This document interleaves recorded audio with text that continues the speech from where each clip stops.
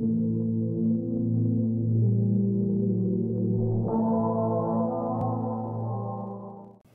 there, and welcome to another edition of Not on the Pole, where I look at some comics that I picked up off the comic racks that weren't on my pull list.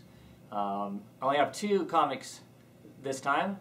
Last week it was Catwoman and Supergirl, #1 each.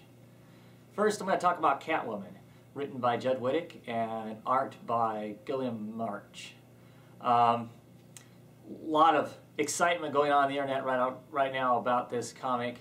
I think it's somewhat unfortunate that there's as much craziness going on about it.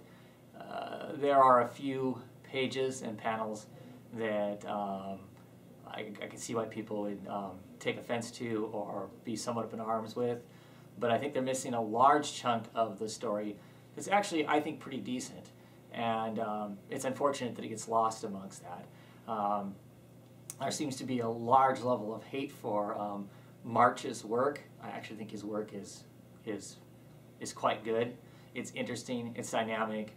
Yeah, when he's given the opportunity to draw a cheesecake, he takes it over the top. My understanding is, I guess, is that prior jobs he's have been in an industry where that cheesecake is really important.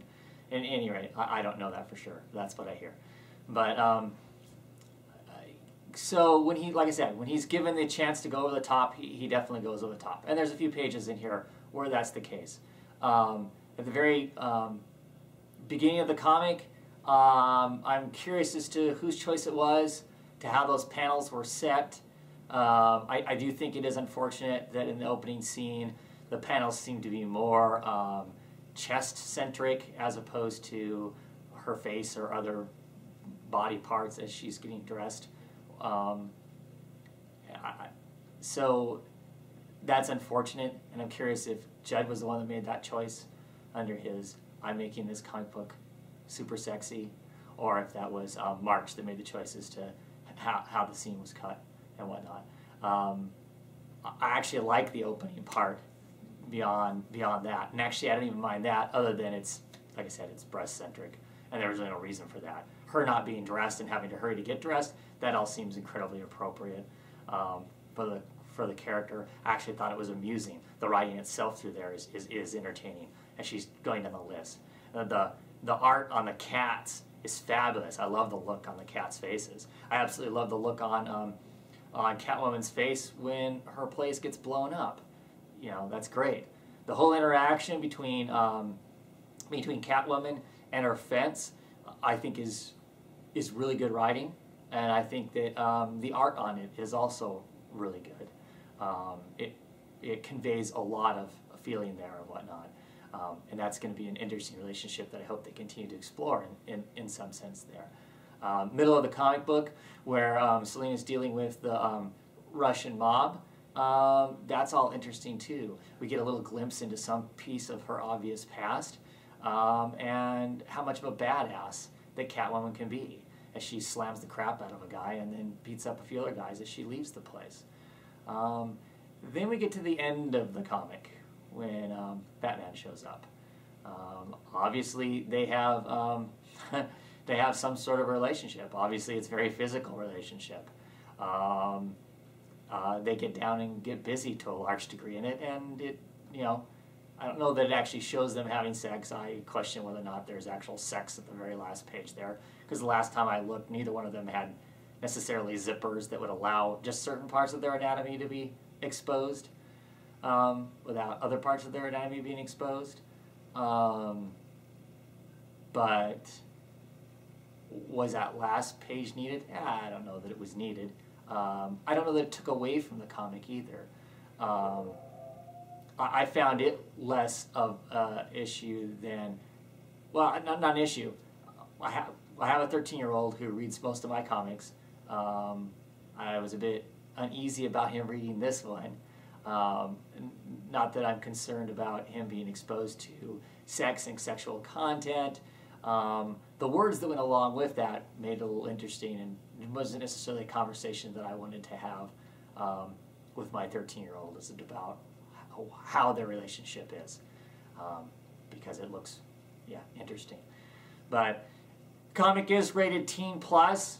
I tweeted a couple days ago after I read the comic, okay, is there something in between teen plus and mature? Because this almost felt like it should fit there, because of the end of it. But I don't know. I don't know what the definition of teen plus is in comparison to teen, in comparison to E, in comparison to mature. It seems to me like there's a big gap between teen plus and mature. Is that PG-13 and rated R? Is that gap? I don't know.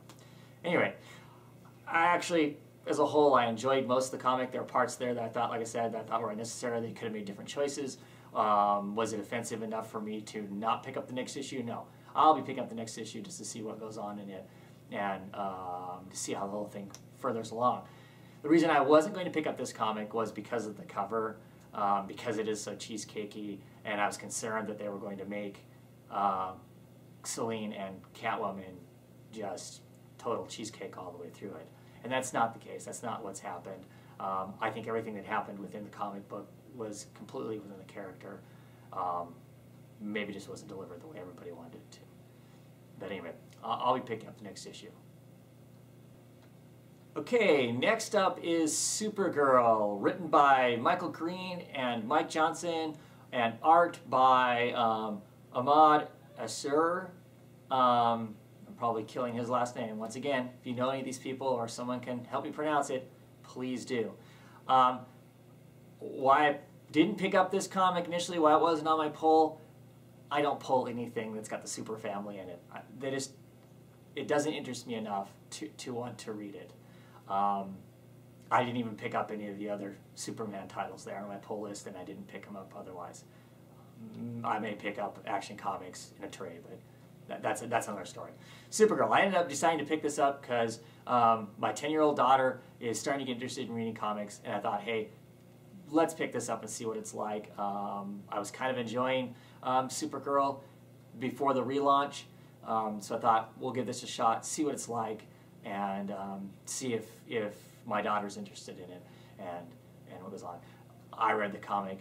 I liked it. I'm not familiar with this artist. I want to become familiar with this artist. I really like his art style. It's crisp, it's clean, it's dynamic. You can tell that she has emotions in the book. Speaking of emotions, we get a lot of interesting information here. This starts out with her just now coming to Earth, and she doesn't know where she's at. It sounds to me like she was just getting ready to get out of high school or something like that, or it was her last year of what would be the equivalent of high school, because she makes a comment about the fact that she's wearing her outfit, and her outfit is something that she should be wearing at graduation or something along those lines. I think it's kind of funny that she gets to fight some robot-type guys. Well, there are guys inside the suits, but they are seemingly robot. Seems to be a running gag in the last rendition of the comic that she always seemed to be fighting robots. But that's okay. It was still fun. It's her response to things is interesting. Coming in a dream. Like I said, the art in it is gorgeous. I thought definitely a bright spot. I'll be looking for other stuff by the artist down the road. My daughter seemed to like it too. She read it. I asked her, so what'd you think of it? She's not, hasn't learned critical thinking as far as, picking apart a book. Just, she liked it, she didn't like it. She liked it. I asked her, well, what did you like about it or didn't like about it? And she goes, well, it was way too short. So if she's thinking, man, it was too short, I wanted to read more, that's a winning sell for her. My only issue with the entire thing, the new relaunch and whatnot, she has this new costume. I like most of it. I understand people didn't like the old skirt that she had. I actually was fine with the old skirt. This new costume around the crotch area, it just seems to have an awfully high bikini line. That's the only thing I'm uncomfortable with. They got rid of one because they thought it was inappropriate, that potentially people might be looking up her skirt or that was uncool or whatever. I don't know that this costume alleviates that problem in some way. I think her cape is pretty cool though. So this is definitely another comic I'll be picking up. I'll be picking it up because I'm interested in it, and I'm also picking it up because my 10-year-old was also interested in it. Anyway, that's it for this week. I'll probably talk to you again next week because there are still a few comics coming out next week that are on my pull that I'm sure I'm going to pick up off the rack. Anyway, have a good one.